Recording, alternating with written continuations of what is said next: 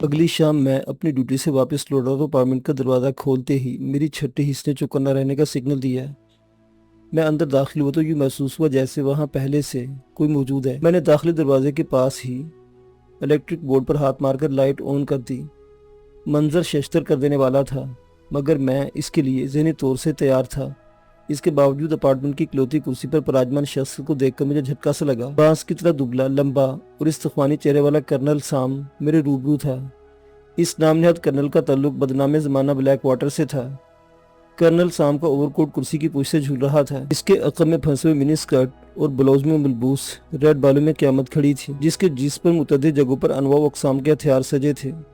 اس کا اوور کوٹ میرے بیڈ پر پڑا ہوا تھا۔ یہ قیامت صرف دیکھنے میں ہی قیامت نہیں تھی، بلکہ پل بھر میں قیامت ڈھا بھی سکتی تھی۔ یہ کرنل سام کی سیکرٹری داشتہ سب کچھ تھی۔ اس کا نام مونیکا تھا اور اسے کلنگ مشین بھی کہا جاتا تھا۔ میرا ماضی آخرکار مجھ تک آ ہی پہنچا تھا، مگر میری بلیک واٹر سے کبھی مخاصمت نہیں رہی تھی۔ اسے کرنل سام اور مونیکا کی یہاں موجودگی میرے لیے باعث حیرت تھی۔ کرنل سام کے وجود کے برعکس بھاری آواز بلند ہوئی۔ پہاڑی تیندوے کو 2 سال بعد بھی چوکس اور فٹ دیکھ کر مجھے خوشی ہو رہی ہے، میں نے کہا، مگر تمہارا منحوس تھوبڑا دیکھ کر بالکل خوشی نہیں ہوئی۔ کیوں آئے ہو یہاں؟ کرنل سام کے پتلے اور خشک ہونٹ مسکراہٹ کے انداز میں کھنچ گئے، مگر سبز آنکھوں کی سختی بڑھ گئی۔ بولا، مگر میں جو خاص خبر تمہارے لیے لایا ہوں، مجھے کسی خبر سے سروکار نہیں۔ تم یہاں سے خود دفع ہوگے یا اٹھا کر پھینکو۔ وہ اپنی جگہ اطمینان سے بیٹھا رہا۔ میں تیزی سے اس کی طرف بڑھا۔ اس کے گریبان کی طرف بڑھتے ہاتھ درمیان میں رہ گئے۔ بجلی سی چمکی تھی۔ کرنل کے اوپر سے مونیکا کی لمبی ٹانگ ننگی تلوار کی طرح لہرائی اور اس کی سرخ لمبی ہیل والی جوتی میرے چہرے کے سامنے تھی۔ جوتے کی ٹو میں نکلا ہوا باریک اور تیزدھار آلہ میری گردن کو چھو رہا تھا۔ اس کمبخت کو نظر انداز کر گیا تھا۔ اس کی ٹائمنگ اور پھرتی لاجواب تھی۔ میری طرح اس کی ٹانگ بھی ساکت تھی اور اس کی خود اعتمادی سی چمکتی آنکھیں مجھ پر جمی ہوئی تھی۔ میں پیچھے ہٹا تو ننگی تلوار بھی واپس چلی گئی۔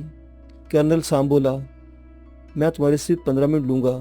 اگر تم ڈھب پر نہ آئے تو تمہیں مجھے باہر پھینکنے کی زحمت نہیں کرنا پڑے گی۔ میں نے دیوار گیر گھڑی پر نظر ڈالی۔ تمہارے 15 منٹ شروع ہو گئے ہیں۔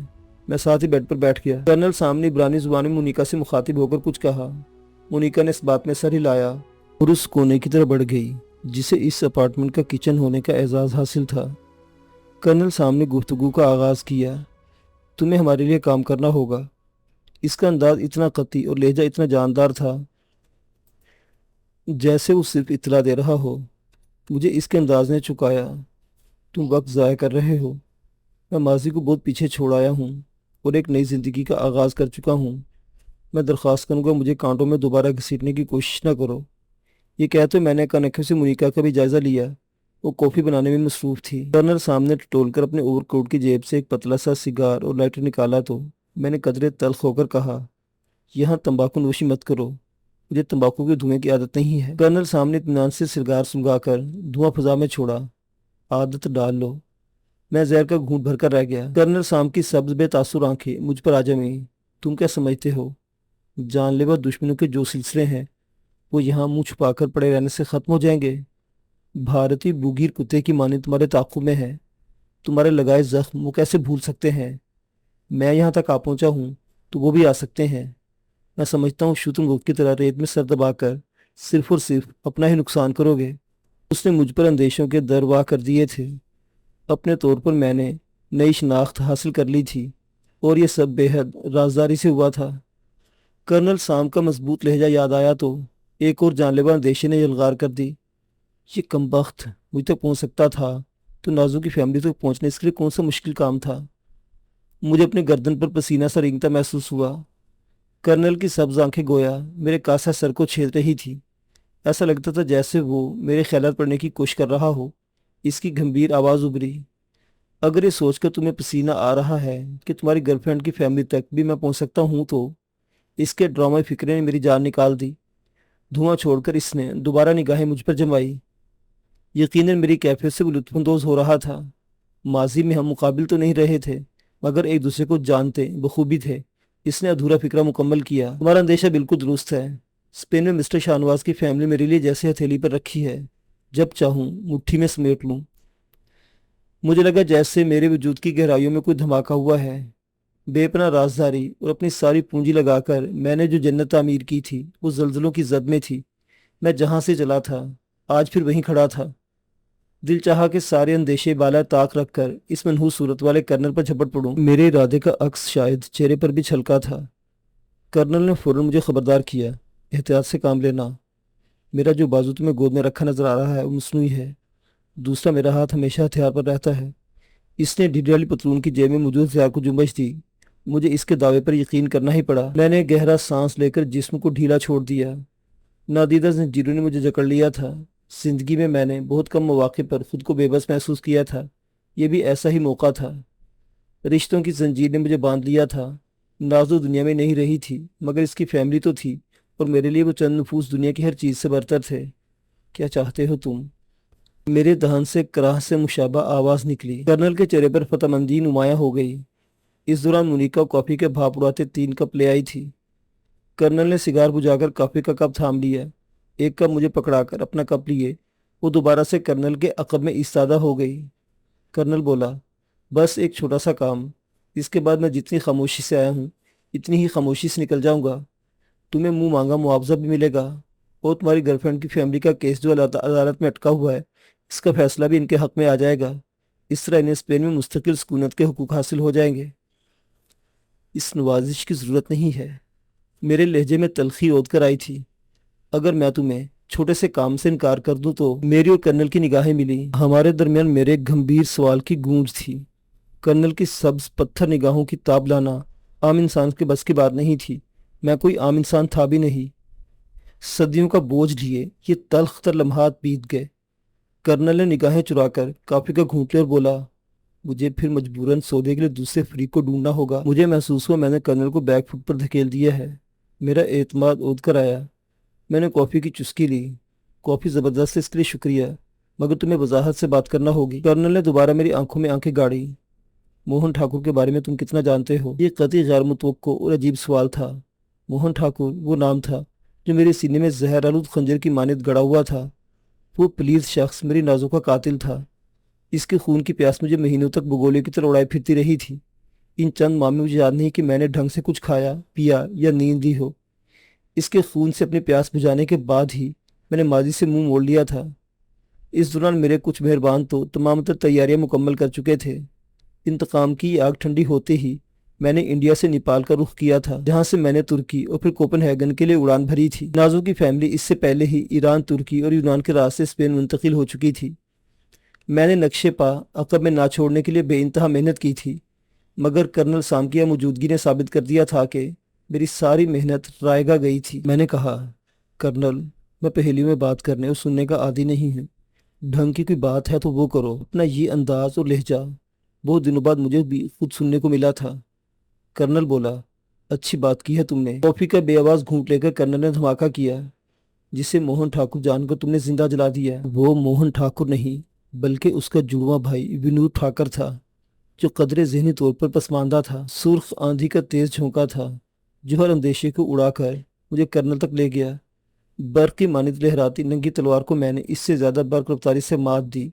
نیچے جھکتے ہی میں نے مونیکا کی پنڈی پر ہاتھ مارا، وہ لہرا کر ان بیلنس ہوئی۔ کرنل کا مصنوعی بازو لٹکا ہی رہ گیا۔ چھوٹا مگر مہلک C90 میرے سینے سے آ لگا، مگر ہی جانی کیفیت میں مجھے ہوش کہاں تھا۔ میں نے کرنل کو گریبان سے پکڑ کر جھنجھوڑ ڈالا۔ یہ کیا بکواس کر رہے ہو؟ بولو یہ جھوٹ ہے۔ مونیکا سنبھالا لے کر مجھ پر جنگی بلی کی ماں جھپٹی تھی۔ کرنل نے چیخ کر اسے منع کیا اور خود بھی گولی چلانے سے باز رہا۔ مونیکا جھٹکا سا لے کر رہ گئی تھی۔ اس کی آنکھوں میں میرے لیے تیش تھا۔ کمرے میں ہر طرف کافی بکھر گئی تھی۔ کرنل کی سرد آواز نے میری سماعت میں زہر گھولا۔ میں نے جو کچھ کہا ہے وہی سچ ہے۔ میں بہت کم ہی کسی کو معاف کر پاتا ہوں۔ گریبان چھوڑ دو اور آرام سے بیٹھ جاؤ، نہیں تو سینے میں چھید ہو جائے گا۔ میں جس طرح کی زندگی گزار چکا تھا اس کے سبب انسانی رویے اور لہجوں کو پرکھنا میرے لیے آسان ہو گیا تھا۔ وہ کمبخت جو کہہ رہا تھا اس پر عمل کرنے کا بھرپور ارادہ رکھتا تھا۔ میرے ہاتھوں کی گرفت خود بخود ڈھیلی پڑ گئی۔ کافی کا کپ کرنل کے قدموں میں پڑا تھا اور کچھ کافی اس کے کپڑوں پر بھی گری تھی۔ میں نے بستر پر بیٹھ کر سر تھام لیا۔ کرنل کے الفاظ باز گشت بن کر میرے دماغ میں گونج رہے تھے، ساتھ ہی ایک منظر اپنی پوری جزیات کے ساتھ ذہن کی سکرین پر نمودار ہو گیا۔ وہ قدیمی لکڑی کی 1-2 منزلہ عمارت تھی جسے میں نے چاروں طرف سے پٹرول بھرے شاپروں سے بھگو کر آگ لگا دی تھی۔ عمارت پل بھر میں ہی آگ کے بھڑکتے الاؤ میں بدل گئی تھی۔ میری بھرپور معلومات کے مطابق اس عمارت میں 3 افراد موجود تھے۔ ایک موہن ٹھاکر اور 2 اس کے ساتھی تو نچلی منزل پر ہی بھسم ہو گئے تھے۔ موہن نے دوسری منزل کی کھڑکی سے باہر چھلانگ لگا دی تھی۔ اس کے کپڑوں نے آگ پکڑ لی تھی۔ اس کی جلتی کھال کی سران میرے رگوں پہ میں ابھی تک توانائی بن کر موجود تھی۔ اس کی درد میں ڈوبی چیخیں ابھی تک سماعت میں رس گھول رہی تھی۔ اس کا تڑپنا سینے میں لگی آگ پر جیسے پانی کے چھینٹوں جیسا تھا۔ میں اس کے استقبال کے لیے پہلے سے تیار تھا۔ میں نے پیٹرول سے بھرا شاپر اس کے جلتے جسم پر اچھال دیا۔ اس پل میں نے جلتی پر تیل کی عملی تشریح دیکھی تھی۔ وہ آگ کے گولے میں بدل گیا تھا۔ وہ پہاڑی علاقہ تھا۔ اذیت ناک موت کی شدت سے وہ بھاگا تو ایک 12 فٹ گہرائی کھائی میں جا گرا۔ بھارت کے طول و عرض میں آسیب کی طرح چکرانے والا، اپنے حریفوں کے لیے دہشت کی علامت، موہن ٹھاکر آج ایک کھائی میں جا پڑا، اپنی آخری سانسیں لے چکا تھا۔ اس کے جلتے ہوئے گوشت کی سران چاروں طرف پھیل گئی تھی۔ وہ میری نازوں کا قاتل تھا، اور یہ کوئی عام قتل نہیں تھا۔ دو طرفہ لڑائی میں نازوں کے ہاتھوں موہن کی ایک رکھیل ماری گئی تھی۔ اس جرم کی پاداش میں اس ظالم نے نازوں کو تانبے کے ایک بڑی دیگ میں بند کر کے اس کے نیچے آگ بھڑکا دی تھی۔ زمانہ قدیم میں ظالم و جابر حکمرانوں کی جانب سے اس طرح کی اذیت ناک سزا ریاست کے مجرموں کو دی جاتی تھی۔ یہ اذیت پسندی زمانہ جدید کے ایک فرعون میں بھی موجود تھی۔ اس واقعے کا ایک اور دردناک پہلو بھی تھا۔ یہ سارا روح فرسا عمل میرے سامنے انجام پایا تھا۔ میں ایک فولادی پنجرے میں بند تھا۔ پنجرے کے ساتھ سر ٹکرا کر میں نے خود کو لہو لہان کر لیا تھا۔ آنکھیں بند کر لی تھی، کانوں میں انگلیاں ٹھونس لی تھی، مگر حصے شاموں کو کیسے قابو کرتا۔ نازوں کا کومل بدن اس دیگ میں جل رہا تھا۔ دیکھتے ہی دیکھتے میری متاع زندگی راکھ میں بدل گئی تھی۔ میں کچھ بھی نہیں کر پایا تھا۔ یہی مناظر ہی تھے جو مجھے سونے نہیں دیتے تھے۔ سو بھی زیادہ تو نگاہوں کے سامنے آ جاتے تھے۔ موہن کو زندہ جلانے کے بعد جن زخموں پر کھرانٹ کی معمولی تہ آ گئی تھی، انہیں کرنل سامنے آ کر اکھاڑ دیا تھا۔ اس خیال سے مجھے حوصلہ دیا کہ کرنل اپنے مقصد کی خاطر جھوٹ بول رہا ہے۔ موہن سے میری دشمنی کم و بیش 8 سال پرانی تھی۔ میں نے کسی موقع پر نہ ہی اس کے جڑواں بھائی کو دیکھا اور نہ ہی اس کے بارے میں سنا تھا۔ میں نے خود کو سنبھالتے ہوئے کہا، تم جھوٹ بول رہے ہو کرنل، تمہاری بات پر اعتبار کرنے کی میرے پاس کوئی وجہ نہیں ہے۔ موہن کو درمیان میں سے نکال کر بات کرو، کرنل نے ٹھوس انداز میں کہا۔ موہن کو درمیان سے نکالا نہیں جا سکتا۔ آخری اطلاعات تک وہ بھی تمہارے ایسے ہی ڈھونڈتا پھر رہا ہے جیسے کچھ عرصہ پہلے تم اسے ڈھونڈتے پھر رہے تھے۔ تمہاری تلاش میں موہن افغانستان میں وادی موت تک بھی جا پہنچا تھا، اور آخری دفعہ اسے وہیں دیکھا گیا ہے۔ میں نے دوبارہ سر تھام لیا۔ مجھے کچھ سمجھ نہیں آ رہا تھا کہ تم کیا کہہ رہے اور کیا چاہتے ہو۔ کرنل ہونٹ بھیجے چند لمحے میری طرف دیکھتا رہا، پھر بولا، میں ایک اور طرح سے بتاتا ہوں، امید ہے تمہیں سمجھ آ جائے گی۔ میں نے دھیرے سے اس بات میں سر ہلایا۔ کرنل گویا ہوا، ہمیں ایک تبتی لڑکی کی تلاش ہے۔ کچھ عرصہ پہلے تک وہ وادی موت کی جیل میں تھی۔ ہم چاہتے ہیں تم وادی موت سے اس لڑکی کو نکال کر لے آؤ۔ میں نے کہا، یہ کون سا تمہارے لیے مشکل کام تھا کہ تم میرے پاس بھاگ پڑے؟ امریکن فورسز اور تمہاری تنظیم ایک ہی سکے کے دو رخ ہیں۔ بلیک ہاکس سے نصف درجن اسپیشل فورس والے اترتے اور چند ہی منٹوں میں لڑکی کو لے کر جیل سے نکال لاتے۔ کرنل دھیرے سے مسکرایا۔ انخلا کے آخری دنوں میں ٹھیک اسی طرح ہم نے کوشش کی تھی، مگر کامیاب نہیں ہوئے، بلکہ اس کارروائی کے سبب کچھ لوگوں کو جیل سے بھاگنے کا بھی موقع مل گیا۔ وہ لڑکی بھی ان لوگوں میں شامل تھی، اور اسے ساتھ بھگانے والا اور کوئی نہیں، موہن تھا۔ سیکورٹی کیمرے کی کچھ فوٹیج ہیں، تم وہ دیکھ لو۔ یہ سنتے ہی مونیکا دیوار میں نصب LCD کی طرف بڑھ گئی۔ میرا وجود زلزلوں کی زد میں تھا۔ کرنل کے لہجے کا اعتماد پکار کر کسی انہونی کا اشارہ دے رہا تھا۔ مونیکا نے USB جوائنٹ کر کے ریموٹ سنبھال لیا۔ بٹنوں کے ساتھ اس نے چھیڑ چھاڑ کی تو LCD پر ایک منظر نمایاں ہو گیا۔ ایک پتھریلی راہداری کا منظر تھا، جس کے ایک طرف متعدد لاک اپ نظر آ رہے تھے۔ پھر اس منظر میں ملیشیا جیسی سیاہ وردی میں ملبوس کچھ مسلح اہلکار نظر آئے۔ وہ سیدھی فائرنگ کر رہے تھے۔ آواز بند تھی، پھر جیسے بجلی سی چمکی تھی۔ ایک ستون کے عقب سے میں نے ایک ہولے کو ہوا میں اڑتے دیکھا۔ یہ ہولہ ایک لڑکی کا تھا، جس کے جسمانی خد و خال ایک لہجے کو نمایاں ہوئے تھے۔ مسلح اہلکار کو نیچے گراتے ہوئے اس لڑکی نے حیرت انگیز پھرتی کا مظاہرہ کیا تھا۔ ٹریگر پر انگلی اہلکار کی تھی، مگر نالی کا رخ لڑکی کی مرضی کا تھا۔ گولیوں کے دھچکوں سے میں نے 2 اہلکاروں کو اچھل کر سنگی دیوار سے ٹکراتے دیکھا۔ پھر میری تمام تر حسیات جیسی آنکھوں میں سمٹ آئی۔ اس منظر میں نے اس دشمن جاں کو داخل ہوتے دیکھا۔ وہ پہلے سے قدرے دبلا ہو گیا تھا۔ اس کے ہاتھوں میں امریکن M16 کا چھوٹی نال کا اسپیشل ویژن تھا، اور اعتماد ہمیشہ کی طرح دیدنی تھا۔ M16 سے نکلنے والی گولیوں کی بوچھاڑ نے چشمے زدن میں باقی ماندہ 2 اہلکاروں کی کھوپڑیاں اڑا دی تھی۔ وہ ایسے ہی مہلک وار کرتا تھا۔ لڑکی رائفل سنبھالے تیزی سے اس کے قریب آئی۔ دونوں کے درمیان کچھ مکالمہ ہوا اور پھر منظر سے غائب ہو گئے۔ میرا دماغ سائیں سائیں کرنے لگ گیا تھا۔ کرنل کی آواز ابھری، ہم سارا سیٹ اپ کلوز کر چکے ہیں، ہمیں مجبوراً اس لڑکی کے بغیر افغانستان چھوڑنا پڑا۔ ہمیں تمہاری یا موہن کی دشمنی سے کچھ لینا دینا نہیں ہے، ہمیں وہ لڑکی چاہیے جو ممکنہ طور پر موہن کے ساتھ ہے۔ وادی موت تمہارے لیے ہتھیلی پر پھیلی لکیروں کی مانند ہے۔ ہماری پہلی چوائس تم ہو۔ تمہیں ڈھونڈنے کے ساتھ ساتھ ہم موہن سے بھی رابطے کی بھرپور کوشش کرتے رہے ہیں۔ موہن کو تمہاری تلاش ہے اور ہمیں اس کے پاس موجود لڑکی کی۔ اس سے رابطہ ہونے کی صورت میں ہم سودا کر سکتے تھے، موہن کو تمہاری لوکیشن بتا کر اس سے تبتی لڑکی کا، مگر موہن سے رابطہ ہونے میں نہیں آ رہا تھا۔ تم جانتے ہو وادی موت سے نکلنا کوئی آسان کام نہیں ہے۔ ہمارا اندازہ ہے وہ وہاں پھنس کر رہ گیا ہے۔ اس دوران ہم تمہیں ڈھونڈنے میں کامیاب ہو گئے۔ اب یا تو تم وادی موت سے اس لڑکی کو نکال کر لے آؤ، اور اگر چاہو تو موہن سے اپنا حساب کتاب بھی دیکھ لو، ہم تمہاری بھرپور معاونت کریں گے۔ دوسری صورت میں میں یہاں سے دفع ہو جاتا ہوں، موہن سے رابطے کی کوشش کرتے رہیں گے اور رابطہ ہوتے ہی سودا طے پا جائے گا۔ اپنے بھائی کے خون کی پیاس لیے وہ تمہارے اور تمہاری گرل فرینڈ کی فیملی کے لیے دیوانہ ہو رہا ہے۔ میں نے کہا، یہ فوٹیج پرانی بھی تو ہو سکتی ہے۔ کمزور لہجے نے کرنل کو مسکرانے پر مجبور کر دیا۔ تم جانتے ہو موہن کا وادی موت میں کیا کام ہو سکتا ہے۔ میں نے اس کی بات کاٹی، اس فوٹیج سے یہ ظاہر تو نہیں ہو رہا کہ یہ جگہ وادی موت ہی ہے، ہالی ووڈ کا یہ کوئی سیٹ اپ بھی تو ہو سکتا ہے۔ کرنل بولا، خیال آرائی اچھی کر لیتے ہو۔ پھر اس کا انداز بدلا، ٹھیک ہے تم ذرا ریس سے سر نکال کر ادھر ادھر دیکھو، تمہیں موہن اپنے آس پاس ضرور نظر آ جائے گا۔ کیا مطلب؟ کرنل نے ٹول کر اپنے کوٹ کی جیب سے ایک موبائل نکال کر میری طرف اچھالا۔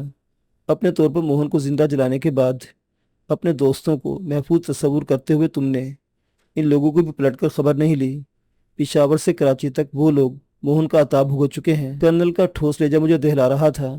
اگر یہ سچ تھا تو بوجھ کچھ تباہ و برباد ہونے والا تھا۔ کرنل کی آواز پگھلے سیسے کی مانند میری سماعت میں اتر رہی تھی۔ دوستوں کو تو چھوڑو، تمہاری زلفیں تراشنے والا باربر، تمہارے پسندیدہ چپلی کباب والے بادشاہ خان تک کو اس نے نہیں چھوڑا۔ ابھی ملاؤ نمبر، حقیقت سامنے آ جائے گی۔ میں نے بمشکل اپنی کیفیت پر قابو رکھا۔ میں معلوم کر لوں گا، اس کی ضرورت نہیں۔ میں نے موبائل واپس کرنل کی طرف بڑھایا۔ کرنل نے ہاتھ آگے نہیں بڑھایا۔ تمہیں بدگما سمجھوں یا پھر ضرورت سے زیادہ محتاط؟ کوئی بدگمانی ہے تو دل سے نکال دو۔ محتاط ہو، اسے کوئی چال سمجھ رہے ہو کہ میں تمہارے دوستوں تک پہنچنا چاہتا ہوں تو دیکھ لو۔ تمہارے 3 خاص الخاص دوستوں کے نمبر اس موبائل میں محفوظ ہیں۔ حاجی گل نواز، منی گڈز والا، موہن کے ہاتھوں مارا جا چکا ہے۔ اس کا نمبر اس کا چھوٹا بھائی استعمال کر رہا ہے۔ اس خبر نے مجھے جیسے ہوش و حواس سے بیگانہ کر دیا۔ میں نے تیزی سے گل نواز کا نمبر ملایا۔ واقعی اس کا نمبر موبائل میں محفوظ تھا۔ دوسری طرف گھنٹی بجنا شروع ہو گئی۔ کرنل کی نظریں مجھ پر جمی ہوئی تھی۔ گھنٹی کی آواز کے ساتھ ہی دل کی دھڑکن بڑھتی جا رہی تھی۔ کئی گھنٹوں کے بعد کال ریسیو ہو گئی۔ گل نواز کے چھوٹے بھائی شبیر کی آواز سنائی دی، ہیلو۔ باہر کا نمبر ہونے کے سبب انداز محتاط سا تھا۔ میں نے کہا، گل نواز کو فون دو شبیر۔ ساتھ ہی میں نے کرنل پر نظر ڈالی۔ وہ بڑے اعتماد سے ٹانگ پر ٹانگ چڑھائے میری طرف دیکھ رہا تھا۔ میری آواز پہچانتے ہی دوسری طرف ایک لہجے کے لیے سکوت طاری ہو گیا۔ اگلے ہی لمحے ایک دلدوز ہچکی کے ساتھ شبیر نے رونا شروع کر دیا۔ میرا دل ڈوب سا گیا۔ شبیر نے روتے ہوئے کہا، بھایا ہم میں نہیں رہا علی بھائی۔ اس مردود نے بھایا کو گاڑی میں بند کر کے زندہ جلا دیا۔ کرب کی شدت سے میری آنکھیں بند ہو گئی۔ کرنل کا کہا ایک ایک لفظ درست ثابت ہو رہا تھا۔ شبیر کی آنسوں میں بھیگی آواز ابھری، آپ کہاں چلے گئے ہیں بھائی؟ وہ موہن نامی پلی درندہ آپ کے لیے دیوانہ ہو رہا تھا۔ اس نے یہاں پشاور میں قہر برپا کر دیا تھا۔ میں نے بمشکل کہا، حوصلہ رکھ بچے، میں آ رہا ہوں۔ ساتھ ہی میں نے رابطہ منقطع کر دیا۔ میرے وجود کی گہرائیوں میں دھماکہ سا ہوا۔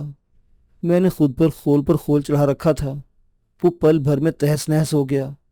میں سمجھ رہا تھا کہ موہن کی ہلاکت کے ساتھ ہی دشمنی کا ایک ایسا باب بند ہو گیا جو میرے پیاروں کے لیے لٹکتی تلوار کی مانند تھا، مگر یہ محض میری خام خیالی تھی۔ میں نے واقعی شتر مورخ کی طرح ریت میں سر دبا کر سمجھا تھا سب اچھا ہے، مگر سب اچھا نہیں تھا۔ میرے ہاتھوں مارے جانے والا موہن کا جڑواں بھائی ہی تھا۔ موہن جیسا عیار ترین شخص یقیناً قدرے پسماندہ ذہن کے بھائی کو اپنے ڈپلیکیٹ کے طور پر استعمال کرتا تھا اور خود بہت ہی خطرات سے محفوظ رہتا تھا۔ ماجد خان اور حیدر لاہوری کس حال میں ہے؟ کرنل نے میرے بدلے ہوئے انداز کو فوراً محسوس کر لیا تھا۔ یہ بدلی کیفیت اس کے لیے سازگار تھی۔ بولا، ماجد خان کے جسم کی متعدد ہڈیاں تو موہن نے توڑ دی تھیں۔ تمہارا پتہ ٹھکانہ اگلوانے کی اس کی دونوں ٹانگیں بھی موہن نے جلا دی تھیں۔ وہ شخص کوٹی میں ایبٹ آباد کے ایک ہسپتال میں پڑا ہے۔ حیدر لاہوری البتہ اس کے ہاتھ نہیں آیا۔ وہ منظر سے پوری طرح غائب ہے۔ خون میری رگوں میں لاوے کی طرح تبدیل ہو گیا تھا۔ میرا پورا وجود ایک ایسے صحرا میں تبدیل ہو گیا جسے صرف اور صرف موہن کے خون کی پیاس تھی۔ میں نے کہا، اس تبتی لڑکی کے ساتھ تمہارا کیا معاملہ ہے؟ مجھے اپنے ڈھب پر دیکھ کر کرنل کی آنکھوں میں کامیابی نشہ بن کر نمایاں ہو گئی۔ وہ بولا، لمبی کہانی ہے، تم اس چکر میں نہ پڑو تو اچھا ہے، ہمیں بس وہ لڑکی چاہیے۔ ٹھیک ہے، تمہیں وہ لڑکی مل جائے گی۔ کرنل کا چہرہ کھل اٹھا۔ پہاڑی تیندوے کو نیند سے بیدار ہوتا دیکھ کر مجھے خوشی ہو رہی ہے۔ میں علی یار خان، جسے دوست دشمن سبھی پہاڑی تیندوے سے تشبیہ دیتے تھے، دوبارہ سے اپنے ماضی کی طرف لوٹنے پر مجبور ہو گیا تھا۔ وادی شلازی المعروف وادی موت کو کوہ سلیمان کی انتہائی بلندیوں پر واقع تھی۔ روس اور افغانستان کو ملانے والی شالانگ یا سالانگ سرنگ جو روس نے تعمیر کی تھی، اس سرنگ کے اوپر سے وادی موت کو راستہ جاتا تھا۔ تقریباً سارا سال ہی یہ علاقہ برف سے ڈھکا رہتا تھا اور راستے دشوار تھے۔ وادی موت تک سفر کرنا موت کو دعوت دینے کے مترادف تھا۔ یہ وادی ایک روسی جنرل شلازی نے دریافت کی تھی۔ روسی فوج کے انخلا کے وقت جنرل شلازی نے اپنے قریبی ساتھیوں کے ساتھ اس وادی کو بڑی خاموشی سے اپنا مسکن بنا لیا تھا۔ اس کے ساتھ سینکڑوں کی تعداد میں عام فوجی بھی تھے، جن میں درجنوں خواتین اہلکار بھی تھیں۔ ٹرانسپورٹ ہیلی کاپٹروں کی مدد سے بھاری ہتھیار اور دیگر ساز و سامان یہاں پہنچ گیا تھا۔ یہاں جنرل شلازی نے اپنی حکومت قائم کر لی اور اس وادی کا حکمران بن بیٹھا۔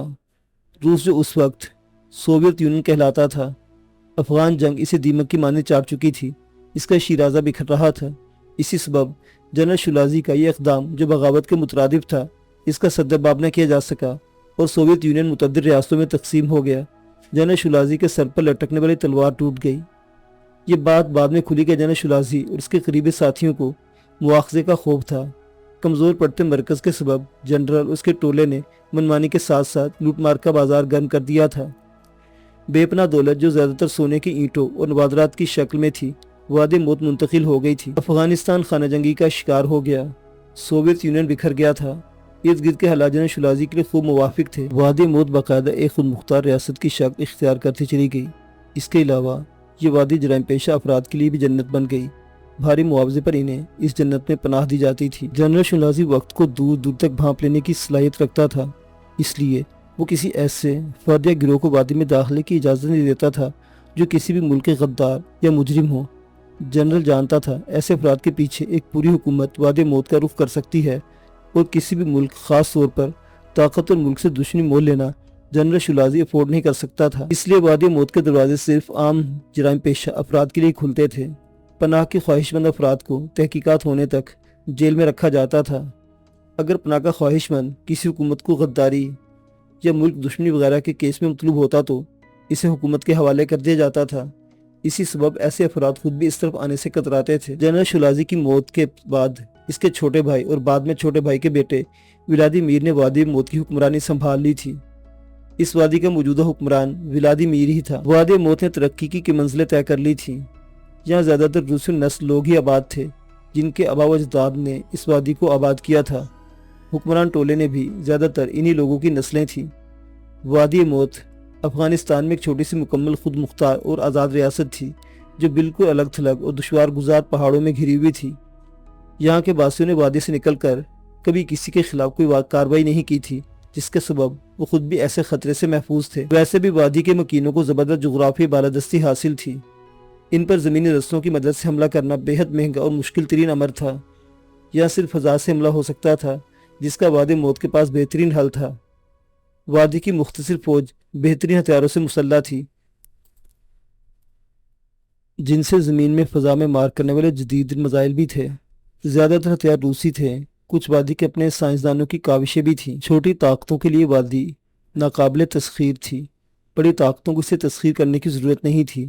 کوئی بھی بلا وجہ اپنی توانائیاں ظاہر نہیں کرنا چاہتا تھا۔ یہی وجہ تھی جس کے باعث افغانستان میں امریکیوں نے اپنی موجودگی کے دوران کوئی خاص توجہ نہیں دی تھی۔ پاکستان کی سرزمین جب مجھ پر تنگ ہونے لگی تو میں نے بھی وادی موت کا رخ کیا تھا۔ میں یہاں 1 سال سے زیادہ مقیم رہا تھا۔ یہاں گزارے ہنگامہ خیز شب و روز میری بند آنکھوں کے سامنے کسی فلم کی مانند چل رہے تھے۔ میں 20,000 فٹ سے زائد بلندی پر پرواز کرنے والے امریکن C-130 میں محو پرواز تھا۔ میں بند آنکھوں کے باوجود اپنے ارد گرد سرگرمیاں محسوس کر سکتا تھا۔ یہ 4 افراد تھے جو طیارے سے میری لینڈنگ کو عملی شکل دینے کی تیاری میں مصروف تھے۔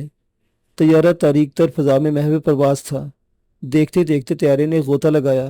اس نے اپنی بلندی کم کی تھی۔ پرواز کے متوازن ہوتے ہی کرو میں شامل ایک لڑکی کی مترنم آواز میری سماعت سے ٹکرائی۔ مسٹر علی، کہ تم ڈراپ ہونے کے لیے تیار ہو؟ میں نے آنکھیں کھولی۔ مخصوص وردوں میں ملبوس 3 مرد اور ایک لڑکی میرے سامنے کھڑے تھے۔ ان کے عقب میں ایک چھوٹے کمرے کے سائز کا سفید رنگ کا گولا سا نظر آ رہا تھا۔ ہاں، میں تیار ہوں۔ میں نے اپنی مختصر سی نشست چھوڑ دی۔ دیو ہیکل ٹرانسپورٹ طیارے کے عقبی حصے میں ہم پانچوں اس سفید گولے کے سوا کچھ نہیں تھا۔ لڑکی کی مدد سے میں نے حفاظتی لباس پہنا۔ ایک ہیلمٹ بھی اسی لباس کا حصہ تھا۔ میری طرف سے مطمئن ہونے کے بعد گولے کا چھوٹا سا دروازہ کھول دیا گیا۔ گولے کے اندر 2 مختصر سی نشستیں، برف میں سفر کرنے کے لیے خاص قسم کا اسکوٹر اور دیگر ساز و سامان نظر آ رہا تھا۔ یہ سب میری ضرورت کے لیے تھا۔ لڑکی میرے ساتھ ہی گولے میں داخل ہوئی۔ یہ لوگ اس گولے کو چیمبر کہہ رہے تھے۔ مجھے نشست پر بٹھا کر ایک بیلٹ میں جکڑ دیا گیا۔ اس کے بعد لڑکی نے چیمبر کو استعمال کے لیے جو مجھے ہدایات دی تھیں اس کے بارے میں چند سوالات کیے، جن کے جواب میں نے درست دیے۔ مطمئن ہو کر لڑکی چیمبر سے نکل گئی اور پھر چیمبر کا دروازہ بند ہو گیا۔ دروازہ بند ہوتے ہی خودکار لائٹ آن ہو گئی۔ طیارے کی بلندی اور رفتار مزید کم ہونا شروع ہو گئی۔ ڈراپ ہونے کے لیے میں نے جھیل بیکال کا انتخاب کیا تھا، جہاں سال کے ان دنوں میں منجمد ہو جاتی تھی۔ چیمبر میں نصب ننھے سے اسپیکر پر کاؤنٹ ڈاؤن شروع ہو گیا۔ چشمے تصور سے میں نے دیکھا طیارے کا عقبی حصہ کھل گیا، پھر ایک جھٹکا سا لگا اور چیمبر لوہے کی پٹری پر پھسلتا ہوا عقبی حصے کی طرف بڑھا۔ چند لمحوں بعد فضا میں تھا۔ چیمبر تیز رفتاری سے نیچے گر رہا تھا۔ پھر ایک زوردار جھٹکے نے مجھے ہلا کر رکھ دیا۔ چیمبر کے تینوں خودکار پیراشوٹ کھل گئے تھے۔ ساتھ ہی میرے سامنے ایک اسکرین روشن ہو گئی تھی جس پر باہر کا درجہ حرارت، ہوا کی رفتار، بلندی اور چیمبر کا نیچے گرنے کی رفتار ظاہر ہو گئی تھی۔ درجہ حرارت نقطہ انجماد سے بھی کئی درجے نیچے تھا۔ موافق ہوا چیمبر کو بیکال کی طرف دھکیل رہی تھی۔ بلندی متعین رفتار سے کم ہو رہی تھی۔ جب بلندی 1000 فٹ باقی رہ گئی تو میں نے ہاتھ بڑھا کر اسکرین پر کیمرے کے نشان کو ٹچ کیا۔ اسکرین فوراً ہی 2 حصوں میں تقسیم ہو گئی۔ دوسرے حصے پر چیمبر کے چاروں طرف اور نیچے اوپر کے نائٹ ویژن کیمرے باہر کے مناظر دکھانے لگے۔ چیمبر کے اطراف سفید دھبوں کی جیسے بارش ہو رہی تھی۔ یہ برف باری تھی۔ اوپر کی جانب تینوں پیراشوٹ نظر آ رہے تھے اور نیچے سفید میدان بچھا ہوا تھا۔ تھوڑی دیر میں ایک جھٹکے کے ساتھ چیمبر اس برف کے وسیع میدان پر ٹک گیا جو منجمد جھیل بیکال تھی۔ باہر ہوا خاصی تیز تھی جو پیراشوٹ کو جھٹک رہی تھی، جس کے سبب چیمبر کو بھی جھٹکے لگ رہے تھے۔